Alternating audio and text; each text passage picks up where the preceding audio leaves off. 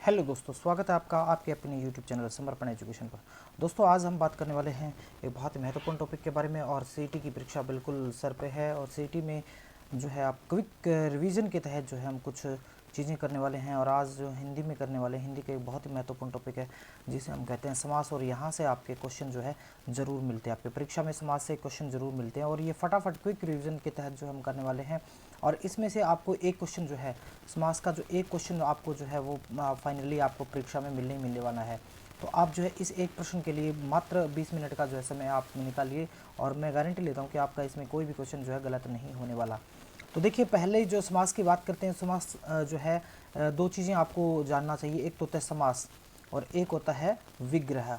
जैसे संधि होता है, संधि का जो संधि को अलग अलग करते हैं, दो शब्दों को अलग करते हैं, तो उसमें होता है विच्छेद। और समास का होता है विग्रह। तो इस बात को आप ध्यान रखें, समास और विग्रह। यानी जब दो से अधिक पदों को हम मिलाते हैं तो उसमें क्या होता है, वो तो आपका समास होता है। जब उसको अलग अलग करते हैं तो वो क्या कहलाता है, विग्रह कहलाता है। और अगर समास के भेद की बात करें, देखिए सबसे पहला प्रश्न आता है कि समास के भेद कितने हैं। तो समास के भेद अगर हिंदी की बात करें तो आपने क्या बताने, भेद बताने 6। तो सबसे पहला क्वेश्चन आपका क्लियर होता है यहाँ से कि समास के भेद कितने होते हैं। तो समास के भेद होते हैं 6। डायरेक्ट क्वेश्चन पूछ लेते हैं। अब 6 भेद होते कौन कौन से हैं। तो सबसे पहले हम बात करेंगे अव्ययी भाव की। इसके बाद में हम इनको एक एक करके जो है समझेंगे। अव्ययी भाव। दूसरा हम बात करेंगे तत्पुरुष की, अव्ययी भाव तत्पुरुष। तीसरा हम बात करेंगे द्विगु की। चौथा हम बात करेंगे द्वंद्व। पांचवा बात करेंगे कर्मधारय। और छठा जो होता है इसका भेद, वो होता है आपका बहुव्रीहि। तो ये कुल जो है वो हमारे 6 भेद हैं। और 6 भेद जो है वो बिल्कुल आप इनको अगर क्रम से याद रख लेंगे तो बिल्कुल आसान हो जाएगा आपके लिए सीखना। तो सबसे पहले बात करते हैं हम, सबसे पहला जो भेद है अव्ययी भाव की। जैसा कि नाम से स्पष्ट है, अव्ययी भाव। अव्ययी भाव यानी कि जिसके अंदर अव्यय का भाव हो, अव्यय का भाव। अब देखिए, आप यहाँ से समझना जरूरी होगा कि अव्यय होता क्या है। यानी ऐसे शब्द, अव्यय अव्यय की बात करें, ऐसे शब्द जो लिंग, वचन और क्रिया इनके आधार पर नहीं बदलते, ऐसे शब्द क्या कहलाते हैं, अव्यय। यानी जिनका ना तो लिंग बदला जा सकता, ना वचन बदला जा सकता, और ना ही जिनका जो है क्रिया का काल जो है वो नहीं बदला जा सकता, ऐसे शब्द होते हैं वो क्या होते हैं, वो अव्यय कहलाते हैं। यानी न वेति इति अव्यय, जिसका व्यय नहीं होता, यानी जिसमें जरा सा भी परिवर्तन नहीं होता। किसके आधार पर परिवर्तन नहीं होता, लिंग के आधार पर, वचन के आधार पर और क्रिया के काल के आधार पर, जिनमें परिवर्तन नहीं होता, ऐसे शब्द क्या कहलाते हैं, अव्यय कहलाते हैं। और जिस समास का प्रथम पद क्या होगा, प्रथम पद जिसका क्या होगा, अव्यय होगा, वह समास क्या कहलाएगा, अव्ययी भाव समास कहलाएगा। यानी समास में क्या होते हैं, दो पद होते हैं, एक होता है पूर्व पद और दूसरा होता है उत्तर पद। ठीक, तो जिसमें पूर्व पद यानी पहले वाला पद जिसमें अव्यय होगा जिस समास का, उसको हम क्या कहेंगे, अव्ययी भाव कहेंगे। जैसे इसको उदाहरण के द्वारा समझते हैं। मान लीजिए आप कहें यथाशक्ति। ठीक, अब देखिए यहां पर एक पद है यथा और एक है शक्ति, यानी ये क्या है, ये आपका है पूर्व पद और ये है आपका उत्तर पद। ठीक, तो यहां पूर्व पद है यथा। अब आप देखिए कैसे निश्चय करेंगे कि ये अव्यय है या नहीं। अब देखिए आपके सामने आपको दे दिया यथाशक्ति, और यथाशक्ति का आपसे पूछा कि इसका विग्रह इसका बताइए किस समास का भेद है। तो आप क्या बताएंगे, इसमें सबसे पहला आपको मिल गया तत्पुरुष मिल गया, द्वंद्व मिल गया, अव्ययी भाव है, बहुव्रीहि है। तो कैसे पता लगाएंगे, आपने सबसे पहले देखना है अव्ययी भाव। अव्ययी भाव तब होगा जब उसका प्रथम पद क्या होगा, अव्यय होगा, यथा। अब आप करके कैसे देखेंगे, तो ये यथा शब्द है, इसको आप क्या करें, एक बार बहुवचन करके देखें। यथा शब्द का बहुवचन में प्रयोग, वाक्य में प्रयोग करके देखिए बहुवचन बन सकता है कि नहीं बन सकता। तो देखिए यथा शब्द का यहाँ पर बहुवचन नहीं हो सकता। अच्छा, यथा का लिंग बदल के देखिए, इसको जो है स्त्रीलिंग या पुल्लिंग करके देखिए, हो सकता है क्या, अगर नहीं हो सकता तो इसका मतलब क्या है, ये पूर्व पद क्या है, अव्यय है। और जिसका पूर्व पद अव्यय होता है वह समास कौन सा होता है, अव्ययी भाव समास होता है। यानी पूर्व पद प्रधान, पूर्व पद अव्यय कौन सा होता है, अव्ययी भाव समास होता है। देखिए आपके यहाँ से आपके पहचान से भी आपके जो है प्रश्न बनेंगे, पहचान से प्रश्न बनेंगे। जैसे आपका डायरेक्ट पूछ लिया कि पूर्व पद प्रधान, पूर्व पद प्रधान समास, प्रधान खालिस्तान समास कहलाता है। ये हो गया। तो आपको यहां पता होना चाहिए कि पूर्व पद किसमें प्रधान होता है। ठीक है। दूसरा, पूर्व पद अव्यय, जिसका पहला पद जो है अव्यय होता है वो समास कौन सा होता है, ये हो सकता है। तीसरा, जिसका समस्त पद, समस्त पद कहें या आप समास कह सकते हैं, यानी समास होने के बाद में क्या होगा, समस्त ही होगा। समस्त पद या समास जो है वो जिसका संपूर्ण अव्यय होता है वो कौन सा समास होता है, तो वो तीनों का तीनों उत्तर जो है, तीनों के उत्तर आपके क्या होंगे, वो होता है आपका अव्यय भाव। कैसे कि जिसका, ये तीन क्वेश्चन यहां से क्लियर हो रहे हैं कि जिसका पहला पद प्रधान, प्रथम पद प्रधान, पूर्व पद प्रधान है ना, पूर्व पद कह सकते हैं, यहां पर प्रथम पद कह सकते हैं, जिसका पूर्व पद या प्रथम पद जो है वो प्रधान होता है, या पूर्व पद या पूर्व पद या प्रथम पद जिसका अव्यय होता है ना, वो क्या कहलाता है, वो अव्यय भाव कहलाता है। अब अव्यय भाव समास का जो पूर्व पद है वो अव्यय होता है, पूर्व पद प्रधान होता है, और जो समस्त पद बनेगा, जैसे ये बना ना यथाशक्ति, ये समस्त पद जब बनता है, ये समस्त पद भी क्या होता है, ये भी अपने आप में क्या होता है, एक अव्यय होता है। क्या होता है, एक अव्यय होता है। यानी कि आप अगर उसको अलग अलग करके देखेंगे, अव्यय भाव समास तभी होगा जब आप उसको अलग अलग करके देखें, टुकड़े करके देखें। टुकड़े करके देखेंगे तो पहला पद जो है उसका बहुवचन नहीं होना चाहिए, उसका लिंग नहीं बदला जाना चाहिए, है ना, ऐसा होना चाहिए। अगर ऐसा है जिसका लिंग वचन नहीं बदला जा रहा, इसका मतलब क्या है, वो अव्यय है। और अगर अव्यय है तो उसका समस्त पद जो बनेगा, जो समास बनेगा, वो समास भी कौन सा होगा, वो अव्यय भाव समास होगा। ठीक है, इतनी बात समझ में आई। अब देखिए इसके विग्रह से सवाल पूछे जाते हैं। विग्रह कैसे होता है, तो देखिए कहीं भी आपको यथा मिले, यथा शब्द कहीं भी मिल जाए तो उसमें जो है आपका क्या होगा, अव्यय भाव होगा, क्योंकि यथा जो है वो एक अव्यय है। ठीक है। अच्छा, अब देखिए यथा जहां भी आ गया, मान लीजिए यथा शक्ति आ गया, है ना, इसका क्या होगा, तो क्या करेंगे आप, जो उत्तर पद है उसको जब विग्रह करेंगे आप क्या करेंगे, उत्तर पद को यहां लेंगे शक्ति, और यथा का क्या करेंगे, कन्वर्ट करेंगे तो क्या हो जाएगा, के अनुसार, यथा शक्ति, शक्ति के अनुसार। और अगर ये आ जाए आपका यथा भक्ति, यथा भक्ति होता तो फिर क्या होता, भक्ति के अनुसार। ठीक है, ये हो गया। अच्छा, दूसरा क्या है, पूर्व पद आपको जो है इसमें प्रथम पद जैसे यथा मिला, जरूरी नहीं यथा ही मिलेगा, वहां पर कोई भी उपसर्ग आ सकता है, उपसर्ग आ सकता है, जैसे आजीवन, है ना, आजीवन, यानी इसका अगर विग्रह करेंगे तो क्या करेंगे, जीवन पर्यंत, क्या करेंगे, जीवन पर्यंत। आमरण, आमरण यानी दो है इसमें, एक आ है, एक जीवन है, आ है, एक मरण है, तो आमरण यानी मरने तक या मरण, मृत्यु पर्यंत, है ना, मरने तक या मृत्यु पर्यंत जो है आप यहां पर इसमें कर सकते हैं। ठीक है, तो ये इस प्रकार से आपका विग्रह होगा। तो आपने यहां देखना है कि पहला आ शब्द आ रहा है तो आ का कुछ होता नहीं, वैसे आप देखेंगे तो क्या है, एक उपसर्ग है ना। इसी प्रकार से दूसरे उदाहरण अगर हम देखें तो जैसे प्रतिदिन, तो देखिए आप इसमें देखिए प्रति का बहुवचन करके देखिए हो रहा है क्या, प्रति का नहीं हो रहा, यानी एक प्रति होते कॉपी, है ना, कहते हैं ना फोटोकॉपी इसकी 4 प्रति कर दो, वो प्रति अलग है, ये प्रति जो है प्रत्येक के लिए है। ये कौन सा, ये प्रति प्रत्येक वाला है। ये वैसे प्रति का जो है प्रतियां हो सकता है, प्रतियां जैसे कॉपी होता है ना कि इसकी एक प्रति निकाल दो, इसकी एक कॉपी निकाल दो, 2 कॉपी निकाल दो, 2 प्रति निकाल दो, है ना, वो प्रति। लेकिन ये प्रति वो नहीं, ये प्रत्येक वाला प्रति है ना। तो इसमें प्रति जो है वो क्या है, एक अव्यय है, यानी एक क्या है, उपसर्ग है। तो ये उपसर्ग जिससे पूर्व आ जाए, जिस शब्द से पूर्व आ जाए, तो वहां भी क्या है, उपसर्ग अव्यय होते हैं, तो वो अपने आप क्या हो जाएगा, अव्यय भाव समास हो जाएगा। ठीक है। अच्छा, इसके बाद देखिए दूसरा अगर आप और इसमें देखें तो जैसे नीडर है, नीडर, अब नी उपसर्ग और डर शब्द दो है, तो नी का होता है बिना, यानी नीडर यानी डर के बिना, है ना, ऐसा हो जाएगा। तो यहां नी उपसर्ग आ गया, इसको जो आप लिंग वचन नहीं बदल सकते, इसका मतलब क्या है, ये क्या है, ये अव्यय है, और जिसका अव्यय हो जाए पूर्व पद वो आपका समास कहलाता है अव्यय भाव, है ना।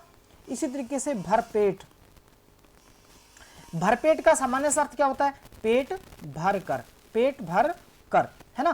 तो ये जो भर शब्द आ गया, तो भर क्या है, एक अव्यय है, ये विदेशज है, उर्दू भाषा का है ना। तो इस प्रकार से ये अव्यय जो उपसर्ग आ जाए, जो उपसर्ग हो या फिर इस तरह के जो अव्यय होते हैं, उपसर्ग भी एक अव्यय का ही भाग है, अव्यय ही होता है एक तरह से, है ना।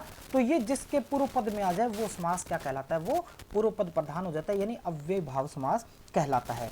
इसमें दूसरी बातें और है कि कई बार क्या होते हैं कि पूर्व पद और उत्तर पद, ये दोनों पद है, ये पूर्व पद है, ये उत्तर पद है, और ये दोनों पद जो हैं रिपीट हो जाए, यानी दो बार आ जाए, बस थोड़ा बहुत मात्रा का फर्क हो, ये दोबारा आ जाए, इसका मतलब क्या है, पूर्व वाला जो है वो क्या हो जाएगा, फिर पूर्व वाला अव्यय कहलाएगा। ठीक है, जैसे यहां शब्द है दिनों दिन, है ना, दिनों दिन।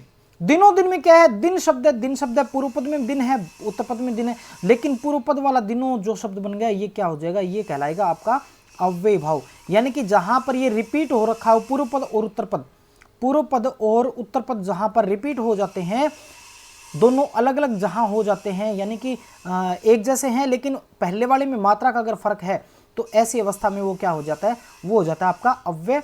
और अव्यय जहां होगा वो समास कौन सा कहलाएगा, वो अव्यय भाव समास कहलाएगा। ठीक है, ये आपका यहां हो जाता है। ठीक है, तो इस प्रकार से आपने पहचान करनी है कि केवल पूर्व पद, यानी अगर आपका ऑप्शन में अव्यय भाव समास दे रखा है तो आप पूर्व पद जो है उसको क्या करेंगे, आप उसका वचन बदल कर देख लें, उसको वाक्य में प्रयोग करें, वचन बदल कर देख लें। अगर वचन बदला जा रहा है, यानी कि वो बहुवचन हो रहा है, अगर वो बहुवचन हो रहा है तो वो अव्यय भाव समास कभी नहीं होगा। लेकिन अगर बहुवचन हो रहा है, अगर बहुवचन हो जाए तो इसका मतलब है वो अव्यय भाव नहीं होगा। अगर बहुवचन नहीं हो रहा, अगर बहुवचन नहीं हो रहा अर्थात उसका वचन नहीं बदला जा रहा, तो इसका अर्थ क्या है कि वो निश्चित रूप से आपका अव्यय भाव समास होगा, अव्यय भाव समास कहलाएगा।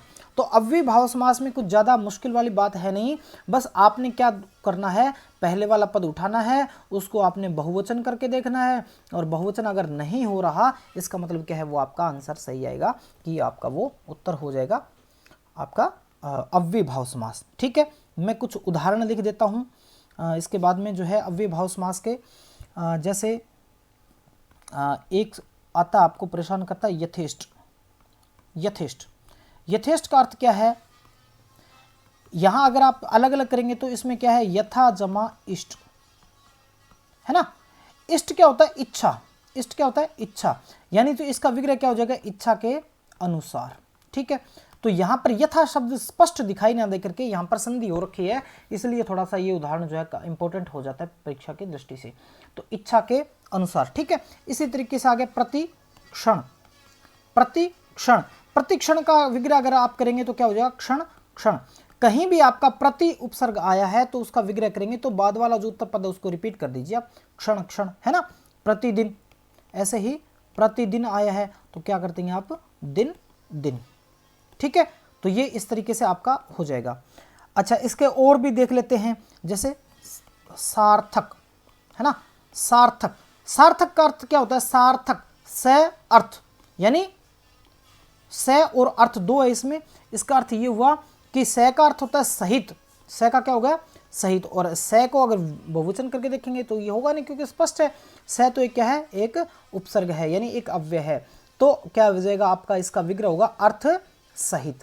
सार्थक अर्थ सहित, निरर्थक अर्थ रहित, है ना। इसी तरीके से लाभार्थ, लाभार्थ, है ना, तो इसमें वैसे होगा क्या, लाभ के लिए।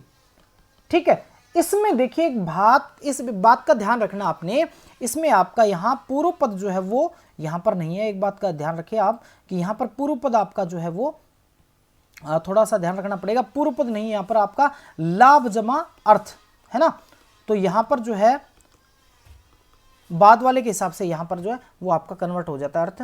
तो इसमें जो है लाभार्थ, वैसे देखें तो लाभ के लिए, है ना, लाभ के लिए जो है आपका तत्पुरुष होना चाहिए, लेकिन यहां पर ध्यान रखना कि लाभार्थ जो शब्द है वो आपका अव्यय भाव समास में आएगा। चलिए आगे बढ़ते हैं, अव्यय भाव समास के कुछ दूसरे और उदाहरण देख लेते हैं। जैसे अभिमुख। ठीक है, पहचान कैसे करेंगे, इसमें दो शब्द है, एक पद है अभि और दूसरा पद है मुख। मुख होता है मुंह और अभि, अभि, अब आप इसको अभि को बहुवचन करके देखिए हो रहा है क्या, अभि का बहुवचन नहीं होगा, अगर बहुवचन नहीं हो रहा इसका अर्थ क्या है, इसका अर्थ ये है कि ये क्या है, एक अव्यय है। ये क्या है, एक अव्यय है। और जो अव्यय होगा वो क्या होगा, वो अव्ययीभाव समास का उदाहरण होगा। वो क्या होगा, अव्ययीभाव समास का उदाहरण होगा। तो अभिमुख, अभि का अर्थ होता है सामने, है ना, तो यहां पर क्या हो जाएगा, मुख के सामने, मुख के सामने ये क्या हो जाएगा, इसका एक जो है एक प्रकार से विग्रह हो जाएगा। समास का होता है विग्रह, संधि का होता है विच्छेद, ठीक है। हाँ, अगला उदाहरण देख लेते हैं। अनुचर, अनुचर, एक तो शब्द है इसमें अनु और दूसरा है चर। चर का अर्थ क्या होता है, चर का अर्थ होता है विचरण करना। क्या होता है, विचरण करना। और अनु का अर्थ क्या होता है, अनु का अर्थ होता है पीछे। अनु जो है एक उपसर्ग है, इसका अर्थ होता है पीछे।